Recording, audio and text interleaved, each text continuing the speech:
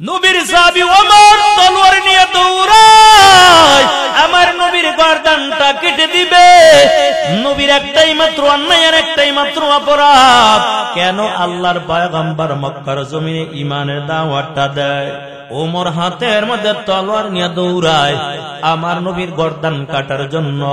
প্রতিমধ্যে যাওয়ার পর এক আল্লাহর বান্দার সঙ্গে দেখা হয়, ডাক দিয়ে বলে, ওমর গরম মেজাজ নিয়ে কোথায় যাও বলো।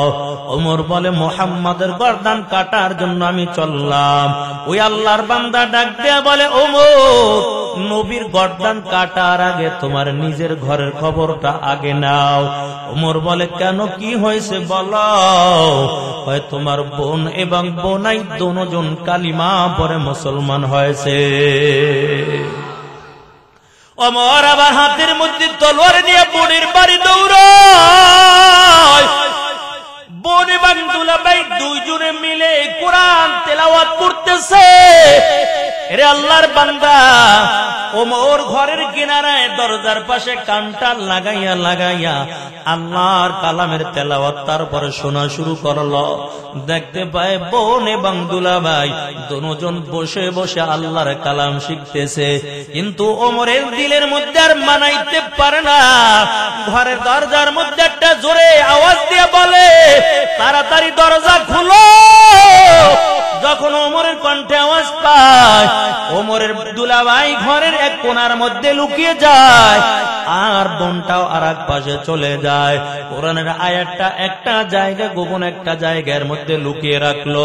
হে আল্লাহর বান্দা, ওমর তলোয়ার নিয়ে ঘরের মধ্যে ঢোকানোর পর ডাক দিয়ে বলার, বোন তোমরা কি তেলাওয়াত করতেছিল বলো, শুনলাম তোমরাও নাকি মুসলমান হয়ে গেছো। ওমরের বোনের ঈমানের তো বড় পাওয়ার, আর ঈমানটা তো গোপন রাখা যায় না। ওমর বোন ডাক দেয়া বলে, রে ভাই আমি তো কালিমা পরে মুসলমান হয়ে গেছি। ওমরের হাতে তলোয়ার দিয়া বারবার বোনের গায়ের মধ্যে আঘাত করে আর বলে, মুহাম্মাদের কালিমা মুহাম্মাদের কাছে ফিরাইয়া দাও, না হয়তো আমার তলোয়ার থেকে আর তোমাকে বাঁচতে দেওয়া হবে না।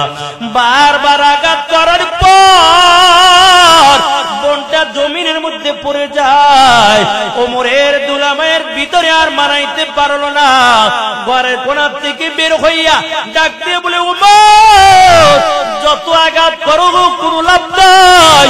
তলোয়ার দিয়া হাতের মধ্যে আঘাত করতে পারো, তলোয়ার দিয়া মাথার মধ্যে আঘাত করতে পারো, তলোয়ার দিয়া তুমি আমাদের গায়ের মধ্যে আঘাত করতে পারো, তবে এমন রবের উপর ঈমানটা আল্লাহ, এই তলোয়ার দিয়া কোনদিন তুমি আমাদের ঈমানের উপর আঘাত করতে পারবা না। এরে ওমর তবে শুনাম, আমাদের মেরে আর কোনো লাভ নাই। আমরা দুজন কালিমা পরে মুসলমান হয়ে গেছি, এখন তোমার যত মনে চায় আমাদেরকে আঘাত করো, তবে আমরা মুহাম্মাদের কালিমা ফিরাতে পারবো না। ওদিক থেকে মায়ের নবী হাতটা বাড়াইয়া দোয়া করতেছে, আয় আল্লাহ মক্কার জমিনের মধ্যে দুইজন বড় বীর পালোয়ান, একজন হলো ওমর আর একজন হলো আবু জাহেল। আয় আল্লাহ খুব শক্তিশালী দুইজন ব্যক্তি, আয় আল্লাহ তোমার যাকে পছন্দ হয় তুমি হেদায়েতের মালাটা গলার মধ্যে পরাইয়া দাও।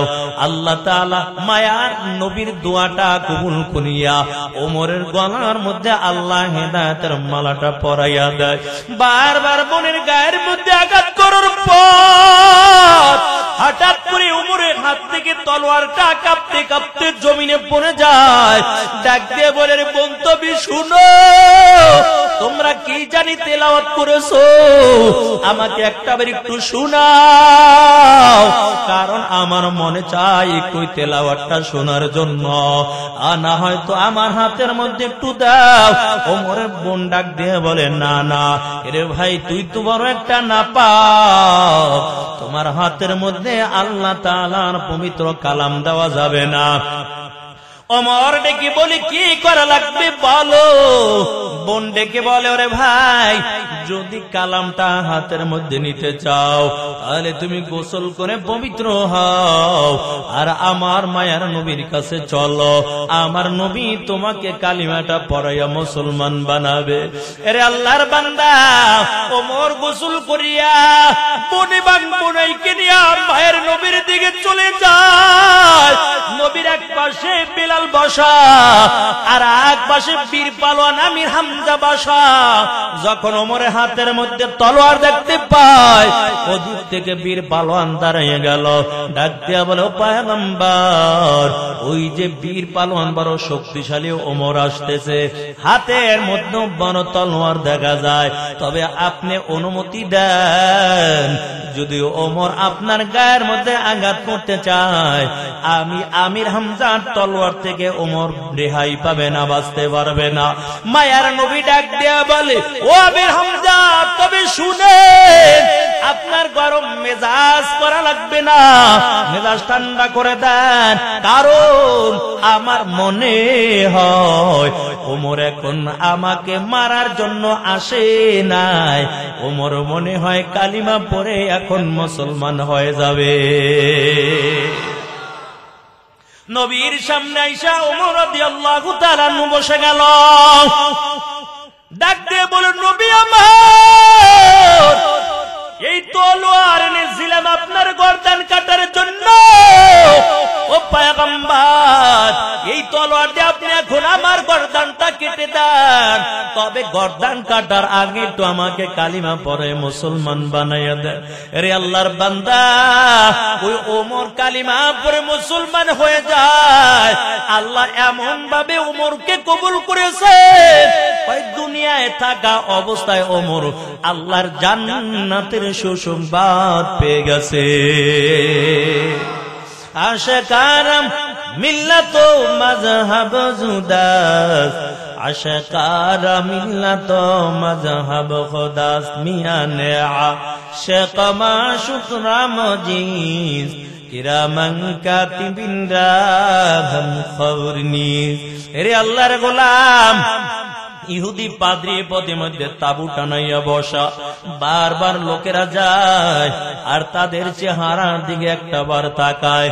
তাওরাতের কিতাবের মধ্যে লেখা মায়ের নবীর চেহারাটা কেমন হবে, মায়ের নবীর চেহারার মধ্যে কেমন নূরগুলো চমকাইতে থাকবে, মায়ার নবী জমিন দিয়া হাঁটলে মেঘাইসা আমার নবীকে ছায়া দিতে থাকবে। আল্লাহর পয়গম্বর যখন কোন মরা গাছের তলায় বসে যাবে, ওই মরা গাছটা সাথে সাথে জিন্দা হয়ে যাবে। তার এখনো বর্তমানে প্রমাণ, ওই যে একটা সাহাবী গাছ নামে, কত সুন্দর একটা গাছ। এর আল্লাহর বান্দা, যেই মরুভূমির মধ্যে কোনো পানির ব্যবস্থা নাই, ওই মরা গাছটাকে আল্লাহ এমন ভাবে জিন্দা করে এখনো রেখেছে, কয়েক গাছের একটা পাতা তাও শুকায় না। 1500 বছর আগের গাছ আল্লাহ তাআলা এখনো মরুভূমির মধ্যে রেখে দিয়েছে। এর যুবক ভাই, আল্লাহর আর কি কুদরত দেখবা বলো? কেন এখনো তুমি দুনিয়ার জন্য বড় পাগল? কেন এখনো টাকা পয়সার জন্য বড় পাগল? কেন এখনো তুমি বাড়ি গাড়ির জন্য বড় পাগল? এরে আল্লাহর বান্দা, আল্লাহ কাউকে টাকা দিয়া পরীক্ষা করবে, কাউকে ক্ষুধা দিয়া পরীক্ষা করবে, কাউকে অভাব অনটন দিয়া ভয় দিয়া আমার আল্লাহ দুনিয়ার জমিনে পরীক্ষা করবে।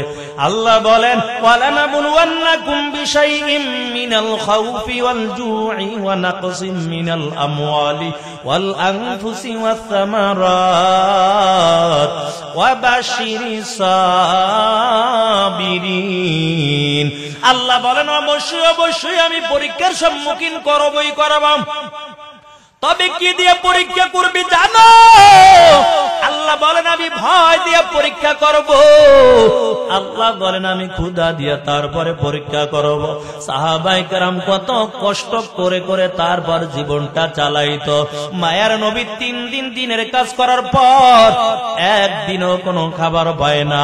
সারাদিন দিনের কাজ করার পর মসজিদে নববীর মধ্যে বসে থাকতো। কোনো খাবার নাই, কোনো হাতিয়ারও কোনো ব্যবস্থা নাই, সাহাবায়ে কেরামও খাইতে পারতো না।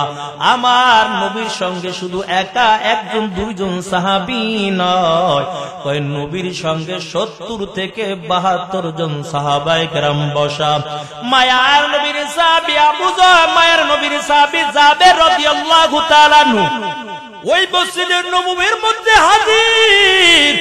নজর করে দেখতে পায় আল্লাহর পয়গম্বর চেহারাটা বড় শুকনা দেখা যায়।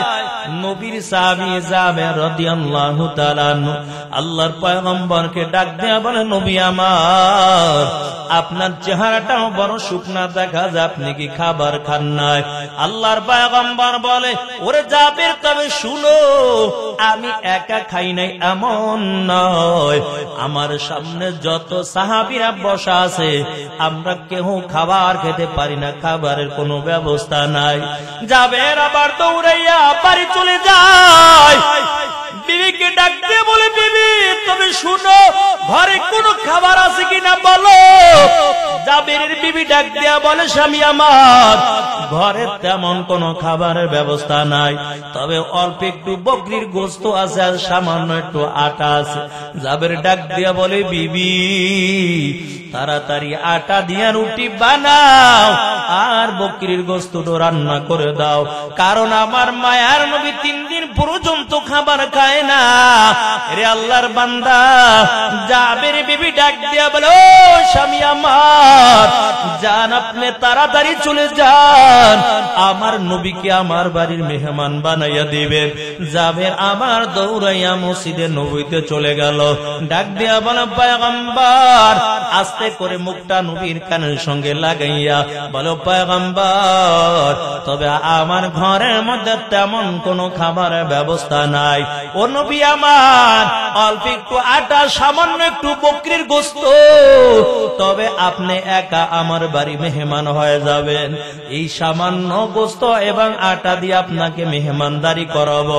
আল্লাহর নবী যখন জাবের জবান থেকে খাওয়ার দাওয়াতটা পেয়ে গেল, মায়ের নবীর সামনে যত সাহাবায়ে কেরাম ছিল, আল্লাহর নবী সব সাহাবীদেরকে ডাক দিয়া বলে, সাহাবায়ে কেরাম, কোনো চিন্তা করা লাগবে না, আজকে আমরা সবাই মিলে জাবেরের বাড়ি মেহমান হব।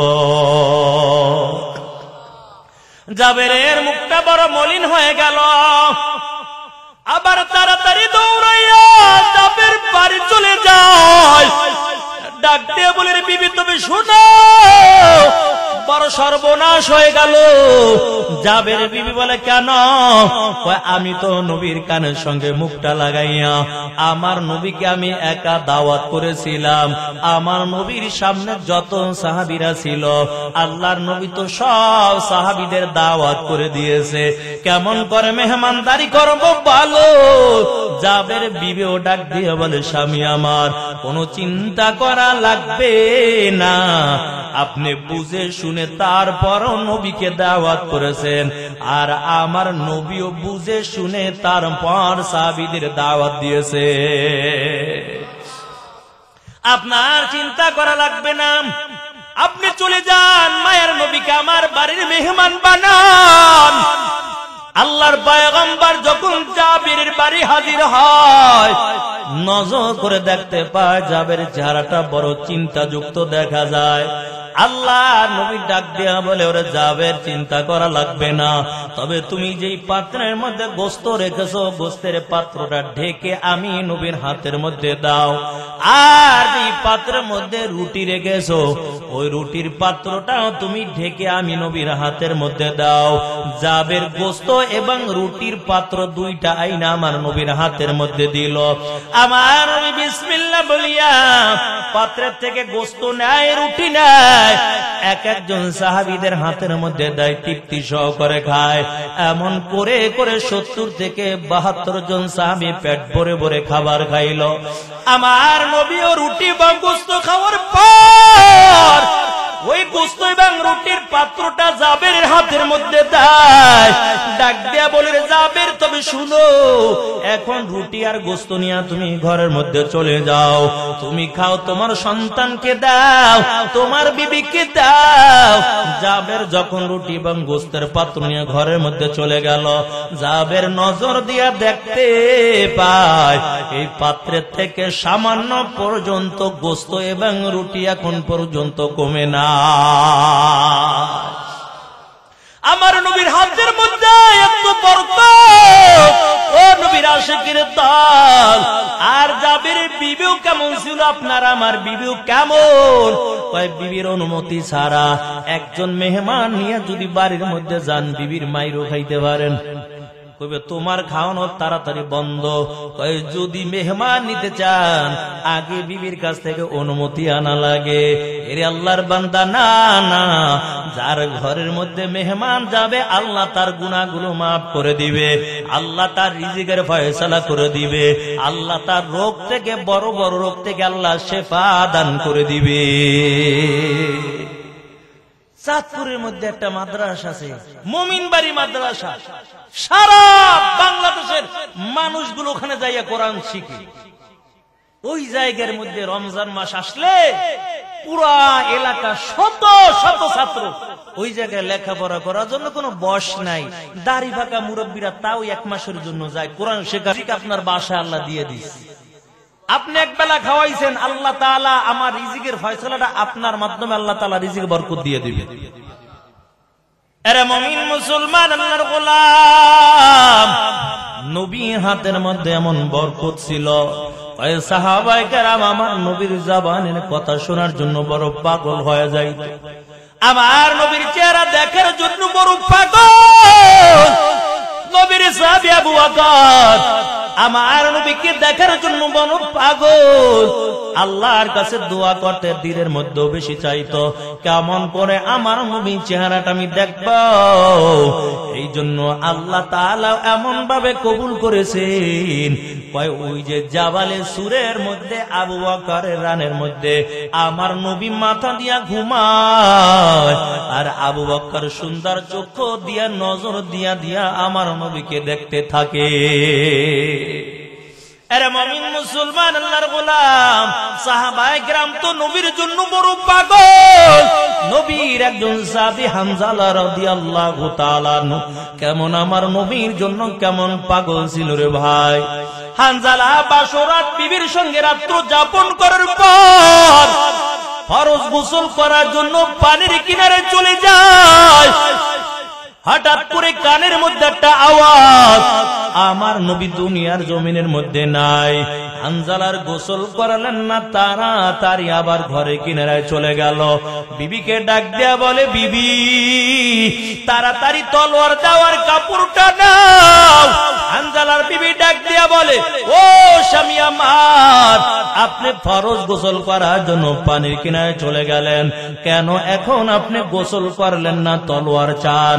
হানজালা ডেকে বলে, বিবি কার মায়ায় পরে আমি গোসল করব, আবার নবী নাকি দুনিয়ার জমিনের মধ্যে নাই, ওই কাফের বেঈমানেরা নাকি আমার নবীকে কতল করে দিয়েছে। এরে বিবি তাড়াতাড়ি তলোয়ার দাও, আমি যুদ্ধের ময়দানে চলে যাব। ওই হানজালার বিবি ডাক দেয়া বলে, ও স্বামী আমার, একটা বার একটু ঘরের মধ্যে আসেন, আপনার চেহারাটা একটু আমি ভালো করে দেখে লই। হানজালা ডাক দেয়া বলে, বিবি না না, ঘরের মধ্যে আসার সুযোগ নাই, তাড়াতাড়ি তলোয়ার দাও, আমি যুদ্ধের ময়দানে চলে যাব। এরে মুমিন মুসলমান, আল্লাহর গোলাম, হানজালার বিবি ডেকে ডেকে বলে, ও স্বামী আমার, তবে আমার দিলের সাক্ষী দেয় আপনি যুদ্ধের ময়দানে চলে যাবেন, আর বুঝি আপনার সঙ্গে দুনিয়ার জমিনের মধ্যে দেখা হবে না। আপনি ঘরের মধ্যে একটু আসেন, ভালো করে একটু আপনার চেহারাটা আমি দেখে লই, কারণ কিয়ামতের ময়দানে হাজার হাজার লক্ষ লক্ষ কোটি কোটি মানুষের মধ্যে হইতে আমার স্বামী হানজালাকে যেন আমি খুঁজে বের করে নিতে পারি। হানজালা ডাক দিয়ে বলে, বিবি নাম, ওই মালিক যদি কবুল করে নেয় আল্লাহ জান্নাতের ময়দানে পরিচয় করাইয়া দিবে, তবে বিবি তলোয়ার দাও, আমি যুদ্ধের ময়দানে চলে যাব। হানজালার বিবি যখন হাতের মধ্যে তলোয়ারটা দিল, হানজালা তলোয়ার নিয়ে যুদ্ধের ময়দানে চলে গেল।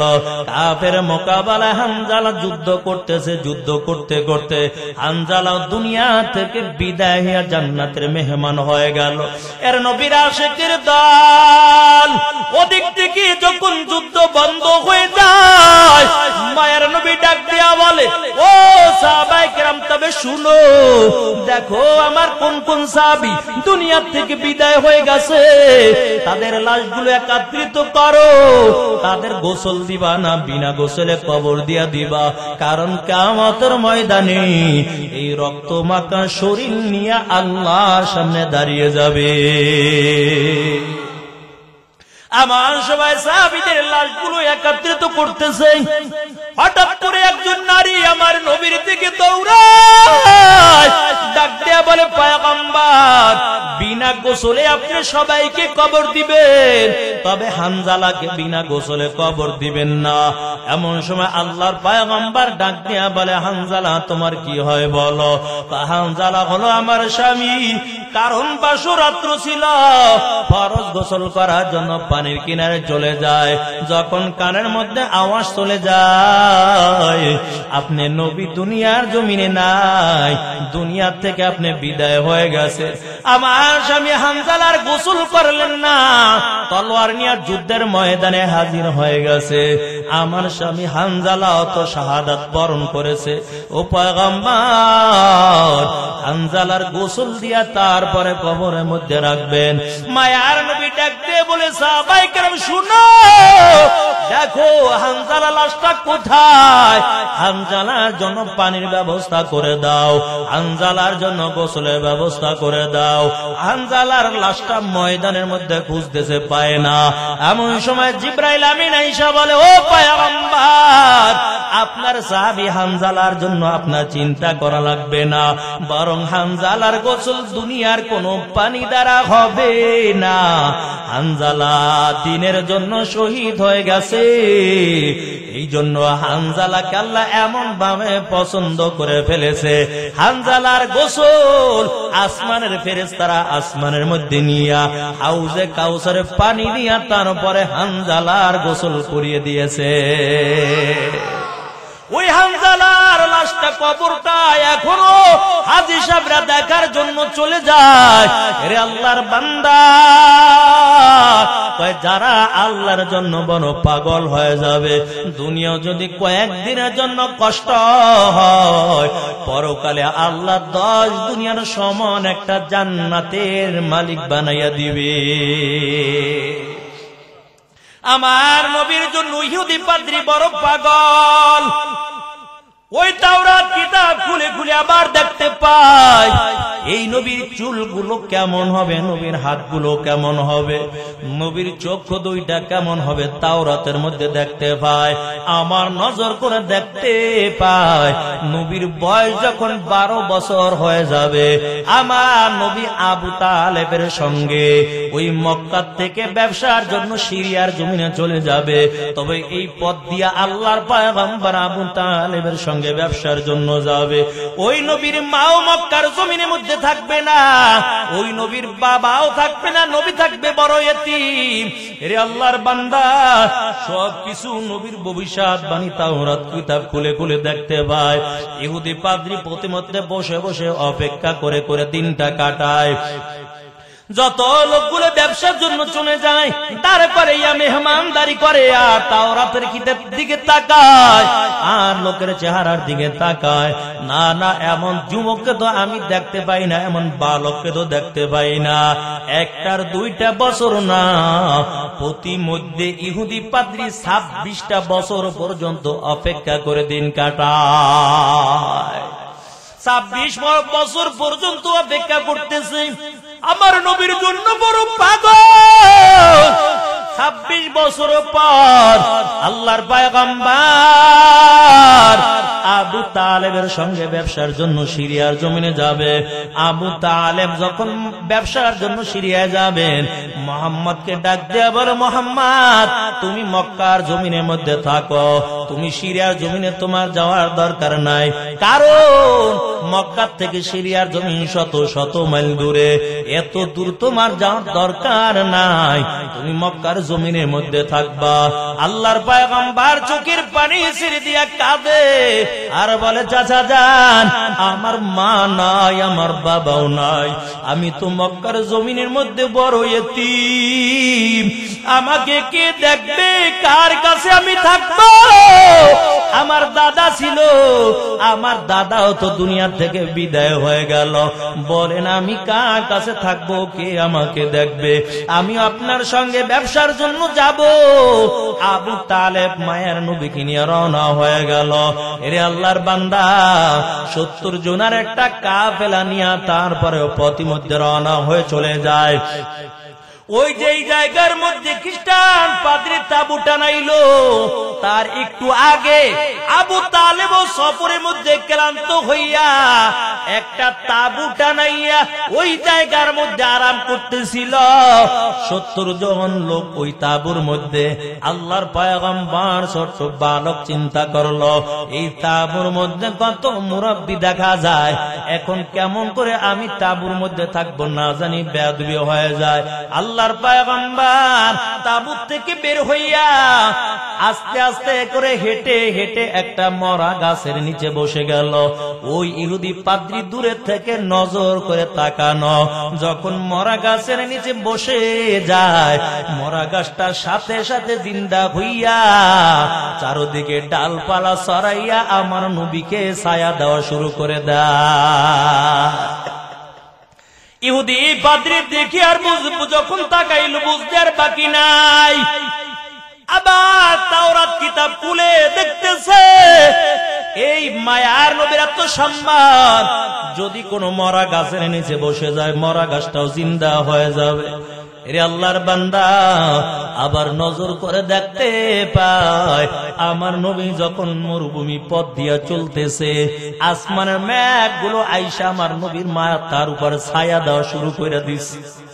ওদিক থেকে ওদিক পাদ্রী তাকাইয়া তাকাইয়া দেখতেছে, তাড়াতাড়ি তাওরাত কিতাবটা নিয়া ওই তাঁবুর মধ্যে ঢুকে যায়, ডাক দেয়া বলে, এই তাঁবুর মধ্যে তোমাদের এই গ্রুপের মধ্যে আমিরকে বলো। একজনে বলে, আমাদের এই কাফেলার মধ্যে আমির হইল ওই ব্যক্তিময়, ওই যে তাঁবুর এক কোণার মধ্যে বসে আছে।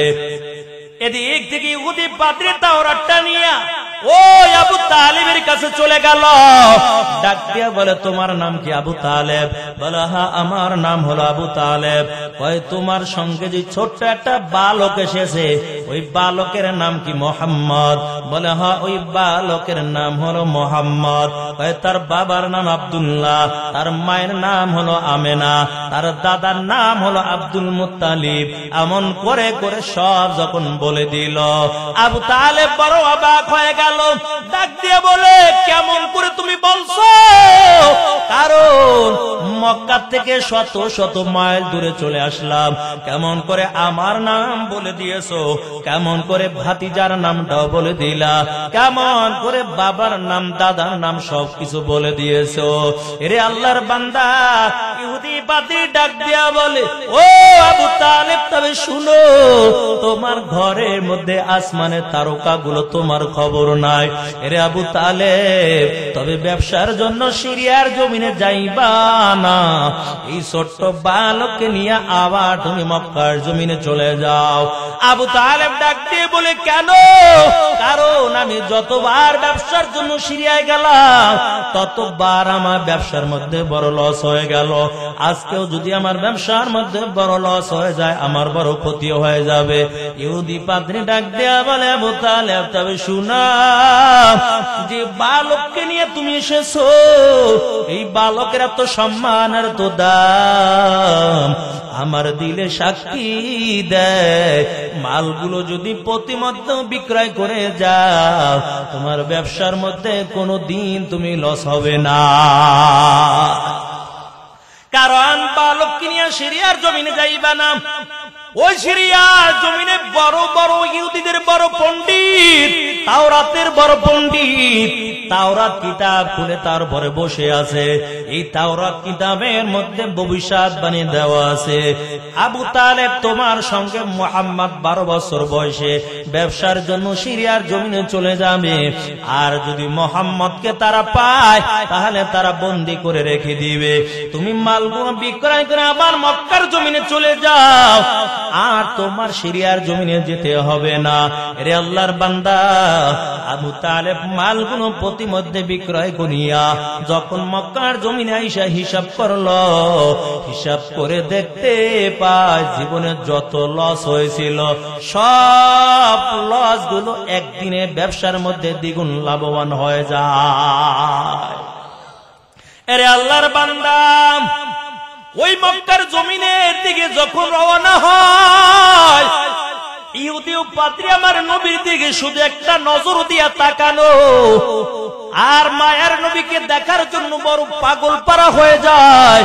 আল্লাহর পয়গম্বর যখন আবু তালেবের সঙ্গে মক্কার জমিনের দিকে চলে যায়, ইহুদি পাদ্রী পিছন দিক থেকে আস্তে আস্তে আস্তে করে হেঁটে হেঁটে যায়, আর মায়ার নবীর চেহারার দিকে তাকাইয়া তাকাইয়া চোখের পানি ছেড়ে দিয়া তারপরে কাঁদে। আল্লাহর পয়গম্বর যখন একটু দূরে চলে গেল, ইহুদি পাদ্রী দেখতে বড় কষ্ট হয়। বড় একটা পাহাড়ের টিলায় উঠে গেল, ওই পাহাড়ের টিলায় উঠে তারপরে মায়ের নবীর চেহারার দিকে তাকানো। কিতাবের মধ্যে লেখে 1 মাইল আর 2 মাইল হাঁটে নাই, নবীকে দেখার জন্য 18 মাইল পর্যন্ত পিছনে পিছনে হেঁটে গেছে। ওই নবীকে দেখার জন্য পাহাড়ের টিলায় উঠে গেল, আর আল্লাহর পয়গম্বর অনেক দূরে চলে যায়। ইহুদি পাদ্রী পাহাড়ের টিলায় বসে নবীর দিকে তাকায়, আর চোখের পানি ছেড়ে দিয়া কান্না করে, আর আল্লাহর কাছে দোয়া করার বলে, মালিক, আমার জীবদ্দশায় যদি মুহাম্মদ নবুয়তি পাইতো আমি আর দেরি করতাম না, সর্বপ্রথম আমি কালিমা পড়ে মুসলমান হয়ে যাইতাম। এরা নবীর আশিকের দল, ওই নবীর জন্য গাছ পাগল, ওই নবীর জন্য মাছ পাগল, নবীর জন্য জঙ্গলার পশু পাখি সব কিছু আমার নবীর জন্য পাগল। আজকে মুসলমান হয়ে নবীকে ভালোবাসতে পারলাম না। হয় নবীর ভালোবাসায় যদি মাথার মধ্যে টুপিটা পরো, নবীর ভালোবাসায় যদি গালের মধ্যে দাড়িটা রাখো, নবীর ভালোবাসায় যদি লম্বা জামা পরে নাও, কবরের মধ্যে যাওয়ার পর তোমার কোনো চিন্তা করা লাগবে না, হাসর ময়দানে যাওয়ার পর কোনো চিন্তা করা লাগবে না। আমার নবী সুপারিশ করে করে তারপরে জান্নাতের মেহমান বানাবে। তবে যাদের ঈমানটা মজবুত তারাই তো নবীর জন্য বড় পাগল। এরে আল্লাহর বান্দা, জুনায়েদ বাগদাদি ছোট্ট একটা বালক সন্তান, এই জুনায়েদ বাগদাদির ঈমানটা কেমন মজবুত, কেমন মালিকের জন্য কেমন পাগল ছিল। জুনায়েদ বাগদাদির সঙ্গে এক খ্রিস্টান যুবকের ভালো সম্পর্ক ছিল। খ্রিস্টান যুবক জুনায়েদ বাগদাদির কাছে আইসা তাড়াতাড়ি আবার যাওয়ার জন্য ব্যস্ত হয়ে গেল। ছোট্ট বালক জুনায়েদ বাগদাদি ডাক দিয়া বলেন, এরে খ্রিস্টান যুবক, তবে তুমি আসছো আবার তাড়াতাড়ি যাওয়ার জন্য কেন পাগল পারা হয়ে গেল? খ্রিস্টান যুবক ডাক দিয়া বলে, জুনায়েদ, তবে শোনা, তোমাদের যেমন ধর্মীয় অনুষ্ঠান হয় ঠিক একই আজকে আমাদের মুসলমানদের একটা অনুষ্ঠান যেমন হয় তোমাদের, ঠিক আমাদের খ্রিস্টানদেরও একটা অনুষ্ঠান হবে। তবে ওই মজলিসের মধ্যে আমার হাজির থাকা লাগবে, কারণ আমাদের খ্রিস্টান পাদ্রী হাজির থাকবে, একটা উপদেশ দিবে, আর উপদেশটা আমরা সারা বছর মেনে নিব। জুনায়েদ বাগদাদি ডাক দিয়া বলে, ওরে খ্রিস্টান যুবক, আমিও তোমার সঙ্গে যেতে চাই।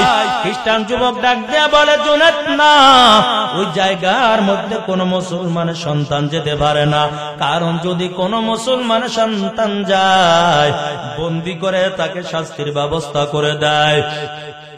জুনায়েদ বাগদাদি ডেকে ডেকে বলে, ও খ্রিস্টান যুবক, তবে শোনাও, আমাকে নিয়ে তোমার কোনো চিন্তা করা লাগবে না, কারণ মুসলমানে কেউ নাই। তবে মুসলমানের সঙ্গে কে আছে একটু জবানটা খুলে বলে। মুসলমানের সঙ্গে আল্লাহ আছে। এরে আল্লাহর বান্দা, ওই ছোট্ট বালক ময়দানে চলে যায়। ময়দানে যখন চলে গেল, ময়দানে এক কোণার মধ্যে বসা খ্রিস্টান পাদ্রী দামি সিংহাসনের মধ্যে বসে গেল। খ্রিস্টান পাদ্রী দামি সিংহাসনের মধ্যে বসার পর জিহ্বা নাড়ায়, ঠোঁটটা নাড়ায়, জবান থেকে কথা বের হয় না। শ্রোতারা ডাক দিয়ে বলে, কি ব্যাপার, কেন আপনার জবান থেকে কথা বের হয় না? আপনার উপদেশ শোনার জন্য আমরা এতক্ষণ ধরে বসে আছি। খ্রিস্টান পাদ্রী বলে, কেমন করে কথা বলবো? কারণ আমিও কথা বলতে চাই, কিন্তু আমার জবান থেকে কথা বের হইতেছে না।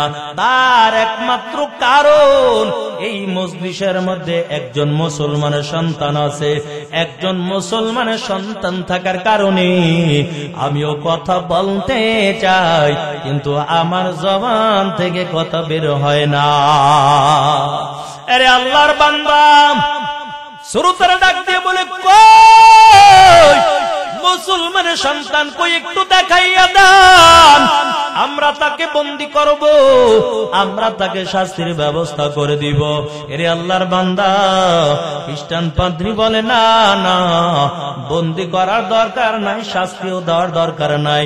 কারণ আমার দিলে সাক্ষী দেয়, এটা সাধারণ কোন মুসলমান হবে না, এটা খাঁটি একজন আল্লাহর বান্দা হবে। চোরে চোর চিনে, ডাকাইতে ডাকাই চিনে, আর জমিনের মধ্যে আল্লাহওয়ালারা আল্লাহওয়ালা চিনে। খ্রিস্টান পাদ্রী ডাক দিয়ে বলে, বন্দী করিও না, তা কেন আমার কাছে হাজির করো? কারণ আমারও দিলে দিলে এমন কিছু প্রশ্ন জেগে গেছে, যেই প্রশ্নের উত্তর একমাত্র খাঁটি মুসলমান ছাড়া আর কেউ দিতে পারবে না। তবে শুনো, তাকে বন্দী করবো না, শাস্তির ব্যবস্থাও করবো না। আমার মনে হয় এটা একজন খাঁটি আল্লাহর বান্দা। ওই বালককে আমার কাছে হাজির করে দাও।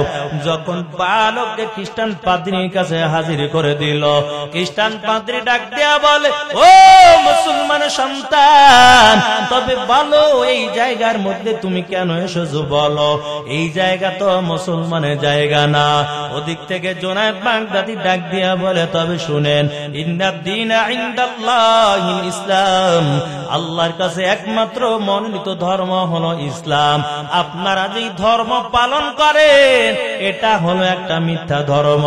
আমি ইমানের দাওয়াতটা দেওয়ার জন্য জায়গায় হাজির হয়ে গেলাম। আপনারাও কালিমা পড়ে নেন, পরকালেও শান্তি পাইয়া যাবেন, দুনিয়াও শান্তি পাবেন। এমন সময় খ্রিস্টান পাদ্রী ডাক দিয়া বলে, ও মুসলমান সন্তান, তবে আমিও খাঁটি দিলে দিলে মুসলমান বুঝতেছি, তবে আমার দিলের মধ্যে কিছু প্রশ্ন জেগে গেছে। তোমাদের উলামায়ে কেরামদেরকে হাজির করে দাও। যদি আমার প্রশ্নের উত্তর দিতে পারে, আমিও দেরি করব না, আমিও সাথে সাথে কালিমা পড়ে মুসলমান হয়ে যাব। জোনায়েদ বাগদাদী শত শত উলামায়ে কেরাম হাজির করলাম। এক পাশে লক্ষ লক্ষ খ্রিস্টান সুরতার দল, আর এক পাশে হাজার হাজার উলামায়ে কেরাম বসা। বড় সিংহাসনের মধ্যে খ্রিস্টান পাদ্রী বসে গেল। ডাক দেয়া বলে, ও মুসলমান উলামায়ে কেরাম, বলো, আমি 4টা প্রশ্ন করব, তোমরা উত্তর দিতে পারবানি।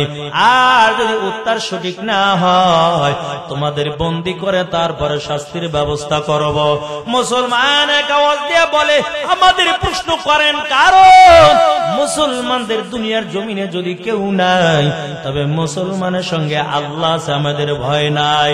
মুসলমান বলে, আপনি প্রশ্ন করেন। খ্রিস্টান পাদ্রী দামি সিংহাসনে বসে বলে, ও মুসলমানের দল, আমার 1 নাম্বার প্রশ্ন হলো, বলো আল্লাহ এখন কি করে?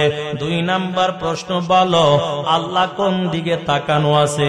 3 নাম্বারে বলো কোন জায়গার মধ্যে সূর্যের আলোটা একবার পড়েছে? 4 নাম্বারে বলো কোন কবর জিন্দা, কবরের মধ্যে বাসিন্দাও জিন্দা, আবার জিন্দা কবরটা জমিনের মধ্যে চলাফেরা করেছিল।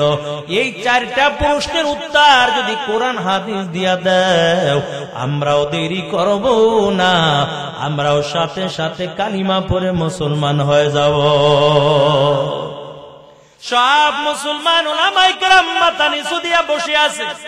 কেমন করে বলবো আল্লাহ এখন কি করে, কেমন করে বলবো আল্লাহ কোন দিকে তাকানো, কেমন করে বলবো কোন জায়গার মধ্যে সূর্যের আলোটা একবার পড়েছে আর কিয়ামতের আগে ওই জায়গার মধ্যে সূর্যের আলো পড়বে না, কেমন করে বলবো কোন কবর জিন্দা, কবর বাসিন্দাও ছিল জিন্দা। মুসলমান সব চিন্তার মধ্যে পড়ে গেল, তবে অন্তরটা লাগাইয়া আল্লাহর কাছে দোয়া করা শুরু করলো আর বলে, মালিক যুগে যুগে মুসলমানের বিজয়ের মালা পরাইছো, আজকেও মুসলমানদের বেইজ্জতি করবা না, আয় আল্লাহ আজকেও তুমি মুসলমানের বিজয়ের মালাটা পরাবা। এমন করে করে দিলটা লাগাইয়া মালিকের কাছে দোয়া করতেছে। হঠাৎ করে ছোট্ট বালক জুনায়েদ বাগদাদী দাঁড়াইয়া বলে, ও মুসলমান উলামায়ে কেরাম, তবে শুনাও, তোমাদের কোনো চিন্তা করা লাগবে না। এই খ্রিস্টান পাদ্রী 4 প্রশ্নের উত্তর দেওয়ার জন্য আমি মুসলমানের সন্তান জুনায়েদ একাই যথেষ্ট। সব খ্রিস্টান সুন্নতার দল তাকাইয়া রইছে, কি ব্যাপার, এত বড় বড় উলামায়ে কেরাম বসা, এত মানুষ থাকতে ছোট্ট বালক কিভাবে উত্তর দিয়ে দিবে। আরে আল্লাহর বান্দা খ্রিস্টান পাদ্রী ডাক দিয়ে বলে, আসো তাড়াতাড়ি কাছে এসে উত্তর দাও। জুনায়েদ বাগদাদী আস্তে আস্তে করে খ্রিস্টান পাদ্রীর বড় দামি সিংহাসনে পাশে দাঁড়ায় গেল। ডাক দিয়ে বলে, ও খ্রিস্টান পাদ্রী, তবে শুনেন, আপনার 4টা প্রশ্নের উত্তর দিব, তবে তার আগে আমি একটা কথা বলতে চাই। বলে, কি কথা বলতে চাও? আমি বলতে চাই যে প্রশ্ন করে সে বড় না যে উত্তর দেয় সে বড়? কয় যে প্রশ্নের উত্তর দেয় সেই তো বড়। কয় তাহলে আপনি দামি সিংহাসন থেকে নেমে যান, আমি এখন দামি সিংহাসনের মধ্যে বসিয়া আপনার 4 প্রশ্নের উত্তর দিয়া দিব। 1 নাম্বার, আল্লাহ এখন কি করে? 2 নাম্বার, আল্লাহ কোন দিকে তাকানো? 3 নাম্বার, কোন জায়গার মধ্যে সূর্যের আলোটা একবার পড়েছে? 4 নাম্বার, কোন কবরটা জিন্দা ছিল, কবরের বাসিন্দাও জিন্দা। এরে আল্লাহর বান্দা, আস্তে আস্তে করে খ্রিস্টান পাদ্রী যখন দামি সিংহাসন থেকে নিচে নেমে যায়, ছোট্ট বালক জুনায়েদ বাগদাদী ওই দামি সিংহাসনের মধ্যে বসার পর ডাক দিয়া বলে, ও খ্রিস্টান শ্রোতার দল, তোমাদের 1 নাম্বার প্রশ্ন ছিল আল্লাহ এখন কি করে? তবে শুনো, তোমাদের মতো খ্রিস্টান পাদ্রীকে এই দামি সিংহাসন থেকে কানে দইরা নিচে নামাইয়া আমার মতো মুসলমানের ছোট্ট বালক সন্তানকে আল্লাহ তাআলা এই মুহূর্তে এখন দামি সিংহাসনের মধ্যে বসিয়ে দিয়েছে। وَتُعِزُّ مَن تَشَاءُ وَتُذِلُّ مَن تَشَاءُ بِيَدِكَ الْخَيْرُ। আল্লাহ যাকে চায় তাকে আল্লাহ সম্মানের মালিক বানাইয়া দেয়, আবার আল্লাহ যাকে চায় আল্লাহ তাকে ওই ফেরাউনের মতন, নমরুদের মতন, এমনকি ডবল বুশের মতন তারপরে জুতার বাড়ি খাওয়ায়। তবে আল্লাহ যাকে চায় টাকার মালিক বানায়, আবার আল্লাহ যাকে চায় গরিব বানায়। আল্লাহ যাকে চায় আলেম বানায়, আল্লাহ যাকে চায় আবার কাউকে আল্লাহ তাআলা মূর্খ বানায়। এরে আল্লাহর গোলাম, ও গরিবের দল, তবে গরিব হয়ে গেছো, মনের মধ্যে কোনো কষ্ট নিবা না, কারণ মায়ার নবী জানাইয়া দেয় কিয়ামতের ময়দানে বড় লোকের আগে গরিবগুলো আল্লাহর জান্নাতের মেহমান হয়ে যাবে। সবাই টাকা পয়সা দ্বীনের কাজে আল্লাহ লাগায়, যারে আল্লাহ পছন্দ করে। এই জমিনের মধ্যে এমনও কোটি কোটি টাকার মালিক আছে, দেখেন না, বাংলাদেশে টাকা রাখার আর জায়গা নাই, জন্য বিদেশ পাচার করে, বিদেশে দুবাই আমেরিকা বাড়ি গাড়ি কিনে। কিন্তু বাংলাদেশে আর এমনও বান্দা আছে যে এখন আর টাকা রাখার তার কোনো সুযোগও নেই ব্যাংকের মধ্যে। কোটি কোটি টাকার মালিক, ইচ্ছা করলে মসজিদ মাদ্রাসা কইরা দিতে পারে, কিন্তু আল্লাহ ওই হারাম টাকাগুলো দ্বীনের কাজে লাগাবে না। গরিব মানুষগুলো, সমাজের মানুষগুলো এই একবেলা খায়, আর একবেলা না খাইয়ে তাকে কষ্ট করে জীবন যাপন করে, 10 টাকা 5 টাকা এই সামান্য টাকা দিয়ে দিয়ে তারপর মসজিদ মাদ্রাসাগুলো আস্তে আস্তে আস্তে আস্তে উন্নতি হয়।